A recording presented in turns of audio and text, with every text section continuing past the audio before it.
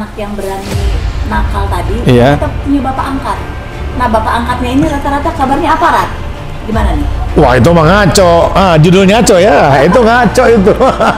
Tapi kita melihat di lapangan. Iya. Jadi begini, saya tegaskan itu ngaco lah. Karena gimana pun juga negara ini kan semakin baik, semakin tertata.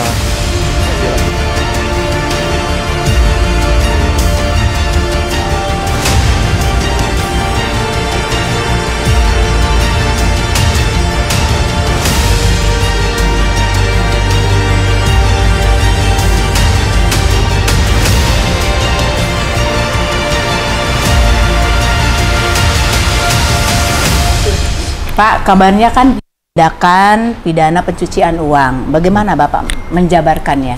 Oke. Perlu saya sampaikan di sini adalah untuk kewenangan tindak pidana pencucian uang memang juga baru diberikan kepada PPNS Perikanan. Jadi Mahkamah Konstitusi menetapkan bulan Juli tahun 2021 bahwa PPNS Perikanan selain memiliki kewenangan di tindak pidana kelautan dan perikanan dapat melanjutkan ke tindak pidana pencucian uang. Nah, berbicara pencucian uang ini analoginya adalah uang yang dihasilkan dari kejahatan di tindak pidana perikanan ini akan kita sidik. Ya. Nah, dalam konteks pidana yang dikenakan ini kan adalah operator. Oke. Nahoda dan juga KKM. Ya.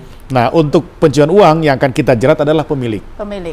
Karena pemilik dia mendapatkan uang dari hasil kejahatan tindak pidana kelautan perikanan. Nah, itu seperti itu. termasuk tadi pelanggaran WPP ya, Pak? Yes, seperti itu.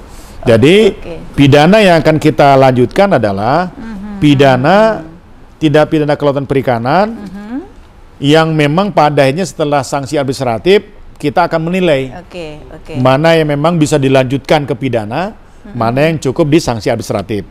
Nah, apabila masuk ke pidana, kita akan menjerat operatornya, nahodanya, kan itu Bu, dengan tindak pidana kelautan dan perikanan. Selanjutnya untuk yang ownernya, pemilik kapal, karena dia sudah menikmati, ada beneficial owner di situ dari hasil tindak pidana perikanan, dia akan kena di tindak pidana pencucian uang. Dan PPNS Perikanan dapat menyidik langsung karena sudah ditetapkan oleh Mahkamah Konstitusi di bulan Juli tahun 2021. Ternyata, yang sebelumnya kita tidak memiliki kewenangan itu.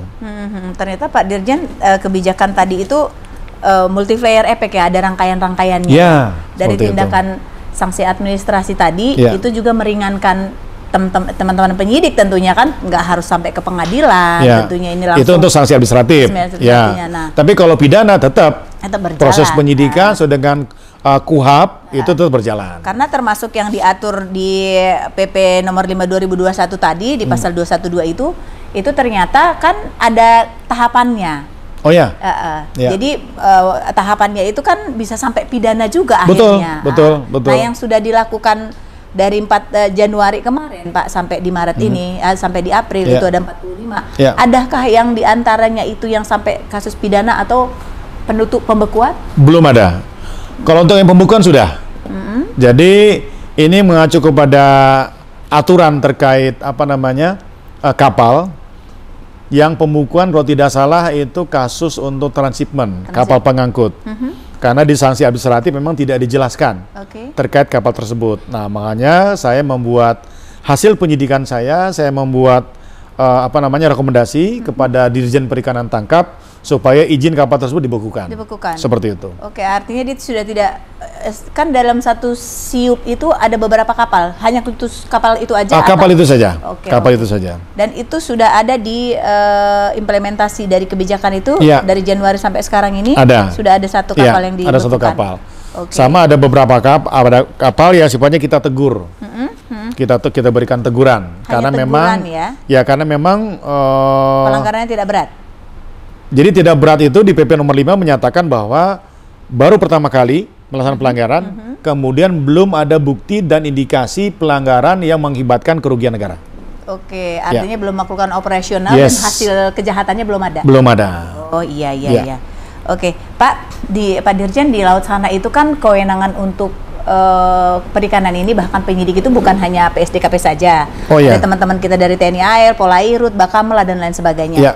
Bagaimana koordinasinya supaya tidak melampaui kewenangan?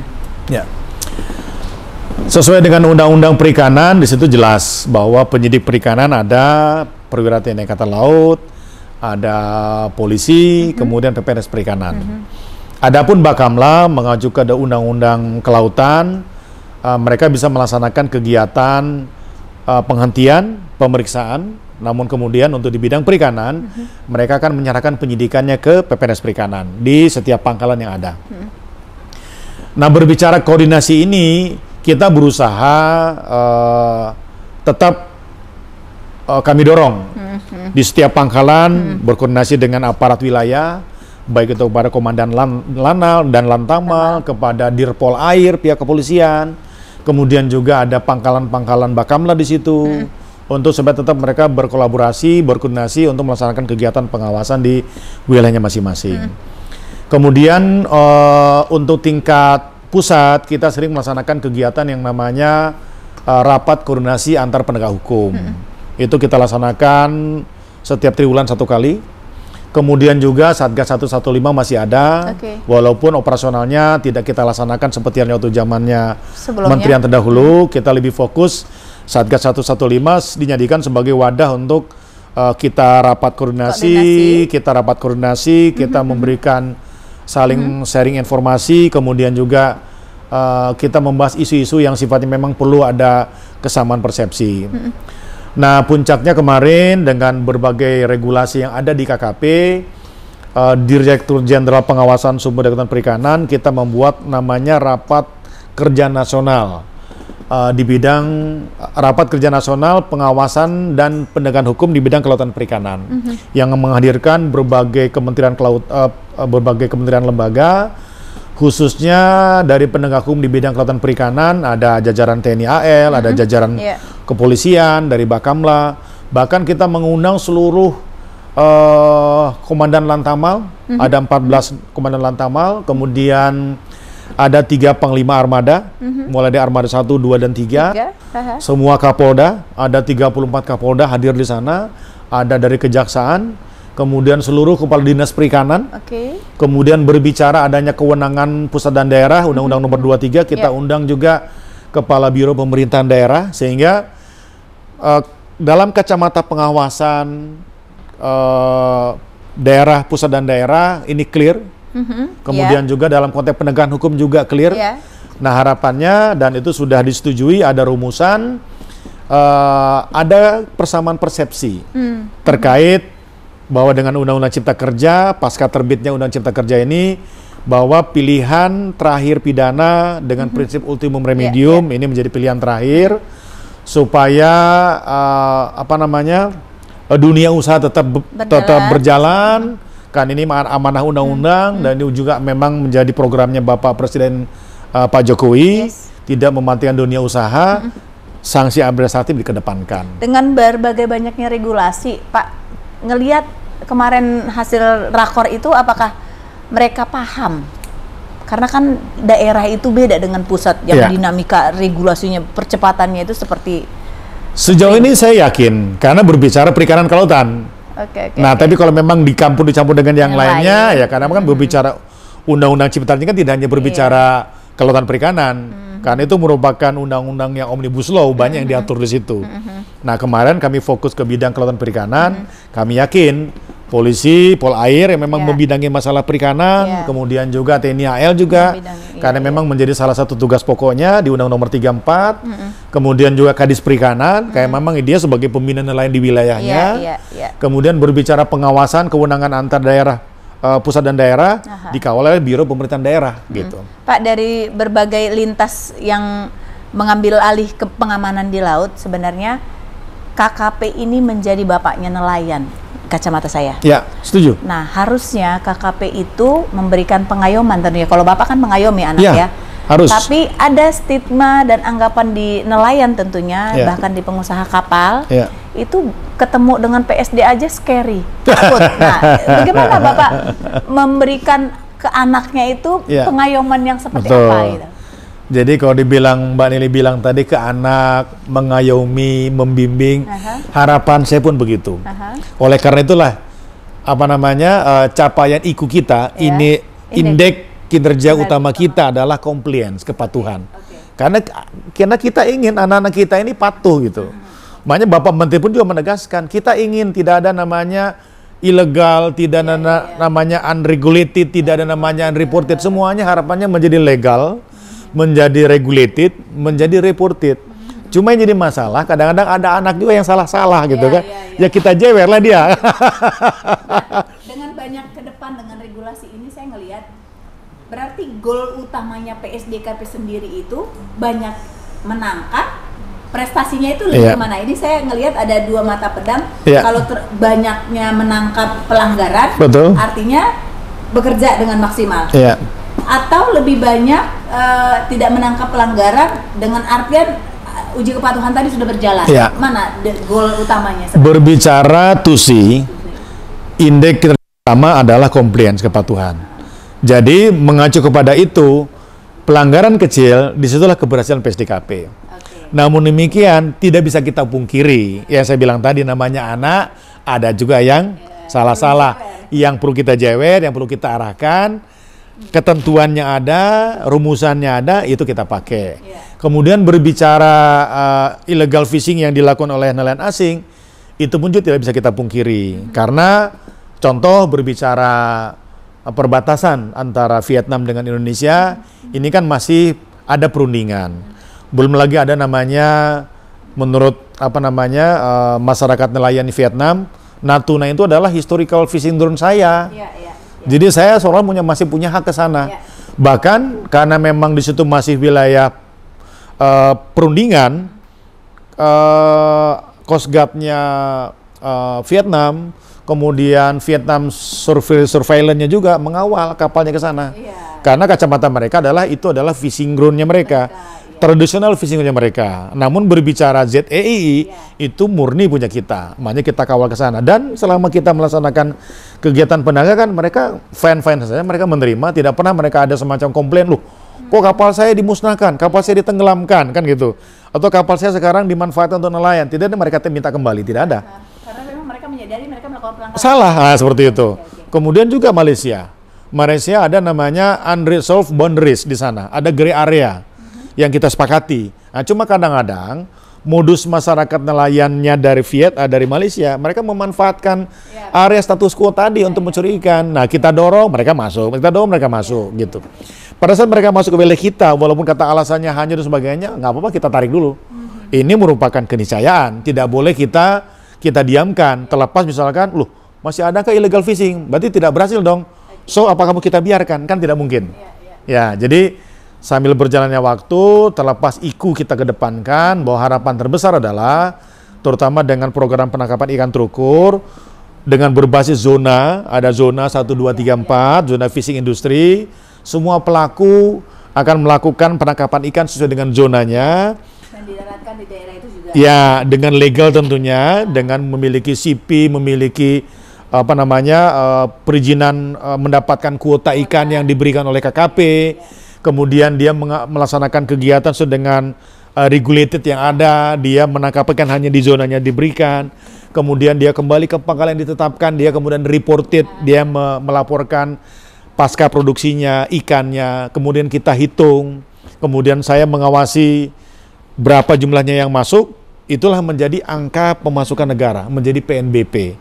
Kemudian pengawasan bisnis prosesnya, dia menangkap tentunya kan tidak satu kali, dalam 1 tahun bisa 2, 3 kali, bisa 4 kali. Pada saat kapal setelah mereka bongkar, kita hitung kuotanya, nanti kita pengawas perikanan akan memberikan namanya SLO, surat laik operasi. Pada saat kita cek ternyata kuotamu tidak habis, SLO tidak kita keluarkan. Anggaplah istilahnya pulsanya habis, ya kan? Lu jangan keluar lagi, pulsamu udah habis, kamu nggak boleh menangkap ikan. Pada saat mereka boleh, ya boleh kita keluarkan SLO-nya. Jadi setelah pengawasan betul-betul supaya semuanya legal, semuanya regulated, semuanya reported untuk mencapai PNBP. Iya. Nah, terkait itu tadi Pak, ada anak yang nakal, yes, yang dijewer. Ternyata anak yang kabar berkembang di warung kopi sana Pak, anak yang berani nakal tadi ternyata punya bapak angkat. Nah, bapak angkatnya ini rata-rata kabarnya aparat. Gimana nih? Wah, itu mah ngaco. Judulnya ngaco ya. Itu ngaco itu. Tapi ini realistis. Kita melihat di lapangan. Iya. Jadi begini, saya tegaskan itu ngaco lah. Karena gimana pun juga negara ini kan semakin baik, semakin tertata. Istilah kita kawal menjadi pemerintahan good governance ya. Jadi semuanya menuju ke arah yang lebih baik. Pak Menteri dengan penangkapan ikan terukurnya kita pun juga menuju lebih baik. Karena selama ini tidak ada program yang sebaik Bapak Menteri sekarang, Bapak Sakti Wahyu Trenggono. Istilahnya itu dulu mendapatkan CP, ya kan? Terkesan boleh mengambil seberapa banyaknya. Sekarang kita patok, dibatasi. Kita memiliki potensi 12 juta ton, yang boleh diambil hanya setengahnya, hanya 6 juta ton. Kemudian diatur di 4 zona. Dan itu pun sudah diatur dengan zona ini potensinya berapa. Di zona sampai dengan zona 3 misalkan di Laut Arafuru, zonanya sekitar 2,9, ya kan? Hanya di situ yang dia diperbolehkan untuk ditangkap, tidak lebih dari itu. Itu yang kita awasi. Jangan sampai orang kuotanya sudah habis, masih diberikan izin juga. Nah, ini yang kita kawal. Jangan sampai orang karena semata-mata ada yang telepon saya, tolong Dek, tolong Pak Adin itu masih ada izin, masih ada kesempatan bisa narik. Kalau ada angkot bisa narik sekali jalan tuh kan itu. Saya yakinkan tidak ada lagi. Karena gimana pun juga apa yang saya lakukan dalam konteks penerapan denda administratif, ada rumusannya, kemudian ada dendanya, itu masuk ke negara. Kemudian berbicara kuota, berbicara pasca produksi, kemudian kita nilai PNBP-nya nanti itu masuk negara. Jadi kita kawal supaya betul-betul ekonomi harus seimbang dengan ekologi. Karena Pak Menteri menekankan ekologi menjadi panglimanya. Betul. Pak Dirjen, kabar yang saya dapat, Pak Dirjen bisa langsung ngeblend di kelautan perikanan. Dan memang sih sebelum Pak Dirjen sudah senior-seniornya sudah lebih dulu. Tapi Pak Dirjen terlihat lebih ngeblend. Kabarnya dulu zaman masih kapten, Pak Dirjen tuh pernah disumpah sebagai penyidik perikanan. Gimana ceritanya, Pak? Tapi saya ini menjadi jalur. Tapi saya nanya dulu, bisa menilai ngeblend dari mana? Ngeblendnya itu dari cara penjabarannya. Iya. Orang organik, orang KKP. Oh gitu ya. Kan orang angkatan laut yang dipercaya. Oh iya. Seperti apa? Terima kasih penilaiannya kalau gitu. Oke, saya pikir itu menarik ya, dan secara tidak sengaja memang ada kegiatan dengan materi penguatan pengawasan perikanan yang dilaksanakan di Makassar. Dan di situ saya manfaatkan betul, saya berkunjung ke kantor lama saya. Lantamal, sekarang Lantamal 6 Makassar. Dulu waktu saya berdinas di sana, Lantamal 4 Makassar. Sebelum ada validasi penambahan Lantamal. Saya berdinas di sana setelah saya sekolah di Kelapa 1, kemudian saya pindah ke Lantamal Makassar itu dengan pangkat kapten. Disitulah saya disidik menjadi, disumpah menjadi perwira penyidik perikanan. Ya. Kemudian saya bergelut di situ di bidang perikanan, bergelut dengan nelayan. Saat itu Kadis Perikanan Pak Husni Manggabarani. Sekarang Pak Menteri sering berbicara, Din, kamu laksanakan kegiatan Siskamling Laut untuk memastikan penangkapan ikan terukur terlaksana. Dan alhamdulillah istilah Siskamling Laut pun sudah saya saya lakukan dulu dengan Pak Manggabarani itu, dengan satu pemikiran adalah ada satu pulau, dia menangkap kepiting rajungan. Dia menebar jaring kepiting. Namun paginya itu, jaring itu ada yang hilang, ada yang rusak. Nah kemudian saya bina mereka dalam konteks penggalangan, karena kebetulan juga saya berdinas saat itu di staf intelijen di Lantamal Makassar. Saya bina masa nelayan menjadi mata dan telinga. Apabila mendapatkan ada indikasi pelanggaran, secara gakum dapat dilaksanakan penegakan hukum kepada nelayan tersebut. Nah, pada nelayannya, saya membentengi mereka. Jadi mereka saya ajari dengan ada istilah Siskamling Laut. Saat itu kalau tidak salah, orang yang punya handphone mungkin masih 1-2 lah. Jarang. Tahun 97 97. Jadi istilah siskamling laut yang selama ini kita kenal kan gardu, ya kan? Gardu ronda ya. Kemudian kentongan. Nah, itu saya ciptakan di laut.